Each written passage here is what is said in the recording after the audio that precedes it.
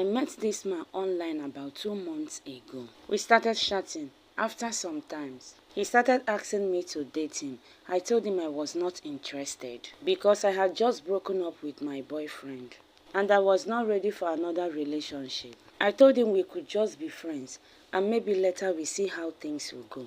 But he kept begging me. Every day, he kept telling me how much he liked me and how serious he was about me. We both live in Enugu. So after a while, I finally agreed to give him a chance. The next day, he asked to take me out for lunch. I accepted. He came to my office and picked me up. And we went out together. Everything looks normal. I was happy.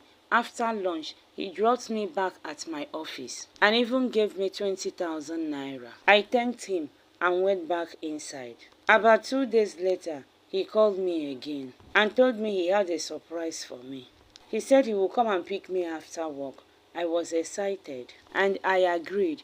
Around 6 p.m., he was already in my office, waiting in his car. As soon as I entered, he gave me ice cream and meat pie he bought for me. I was happy because I was very hungry. I started eating the meat pie and licking the ice cream. While we were driving, I asked him exactly where we were going, but he smiled and said I should relax because it was a surprise. The next thing I remembered was waking up in the middle of the night inside an uncompleted building. Ropes were already on my hands and legs, and my mouth was also covered. I was terrified. I did not understand how I got there. That was when I realized my mistake, that I didn't mention to anyone that I was going out or who I was going out with. Not even my elder sister that I live with. I just started praying quietly and begging God to save me. The next morning, they brought my phone and told me to call my family. They told my family that they needed 10 million naira before they would let me go.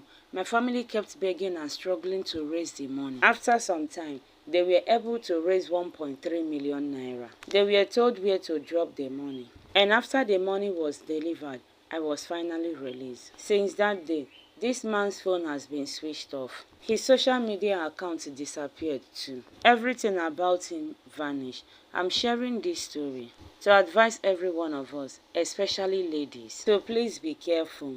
Not every man you meet online is genuine. Before you trust someone, make sure you truly know them very well. Know where they work, know where they live, and try to know 1 or 2 of their friends or family members. Looking back now, I realize I know nothing about him.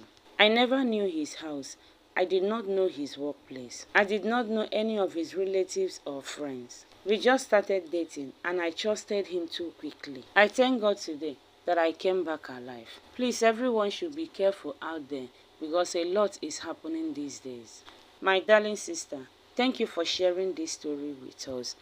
My lovely family, please let us learn something from this story. Thank you all for always watching my videos. Please share this video so that others will get to know about it. See you all on my next post.